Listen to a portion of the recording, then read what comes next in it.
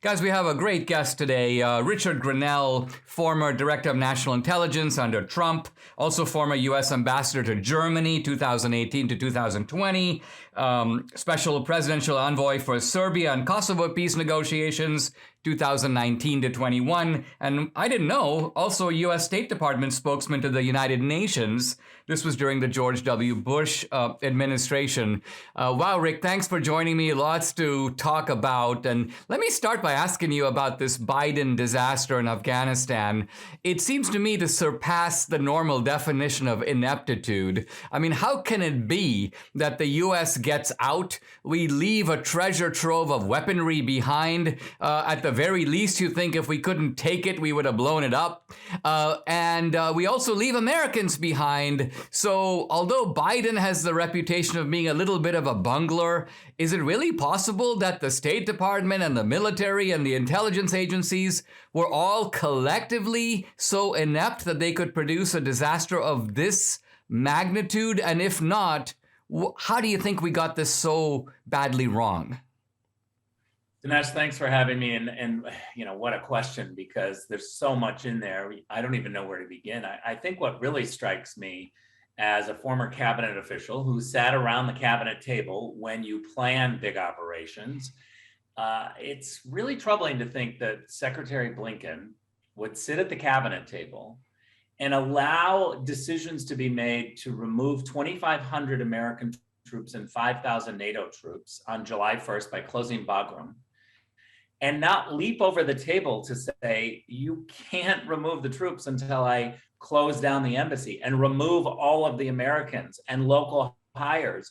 Why would you remove the guns and leave the diplomats who don't have guns in a war zone? That would be the State Department. There's also the Defense Department. They have a presumably decent understanding of what is going on the ground, at least in Bagram or in Kabul. Wouldn't you need some kind of a base to be able to extract all the people you want first, so that you don't, in effect, make them hostages? I mean, is it an exaggeration to say that the Americans that are left behind in Afghanistan are now under Taliban control, and to the degree that the Taliban is a group of terrorists, a terrorist regime, aren't they de facto hostages, even though Biden doesn't use that word, the media doesn't use that word, but isn't that what's actually happening? Yeah, of course. Whenever people are held against their will, and they're held against their will because they can't get out and they want to get out, and they haven't committed a crime. So this is the classic example of a hostage.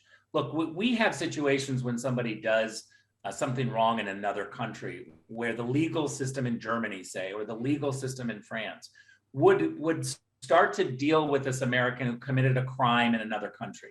We wouldn't characterize them as a hostage, because that would be a discussion with the government to say, hey, can we prosecute them here? Can we bring the American home? Which I've done on numerous occasions.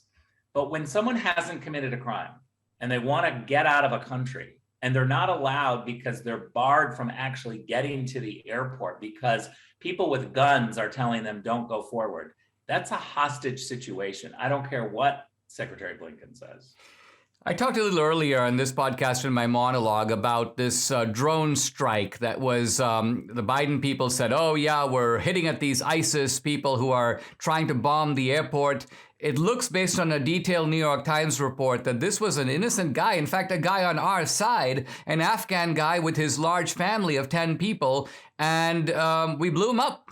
Now, what gets me is not the fact this can happen, I understand, in a situation, maybe the intelligence was wrong, but the Pentagon appears to be camouflaging the situation by saying things like, our intention was to go after some guy who might have been trying to bomb the airport. They're distracting attention from who, in fact, we struck. Now, I think you can see how bad this is, because after all, what can do more to poison sentiment against America than when you go after people who are your friends, essentially turning your friends into enemies, right?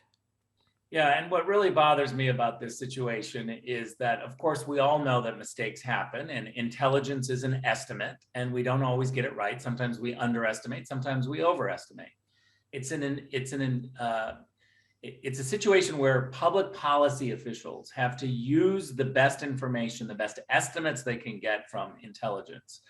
And we also have a responsibility to come clean and be transparent. When I was acting director of national intelligence, I constantly tried to declassify everything that wouldn't reveal one of our sources or the method in which we got the information.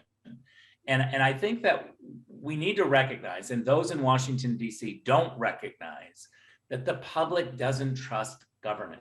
We don't trust DOJ, we don't trust the FBI, we don't trust intelligence officials. And we can fight that all we want from inside the government. When I was a government official, I can push back on that. But the best way to do it is to be transparent, is to show mistakes and to not pretend like we are perfect.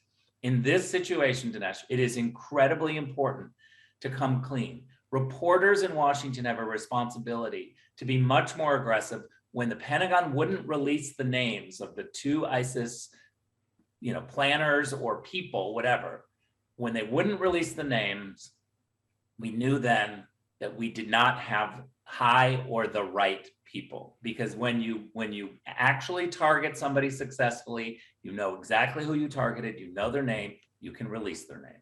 When we come back, I want to talk about, with Rick Grenell, what Trump might have done differently in organizing the pullout if he were the man in charge. We'll be right back.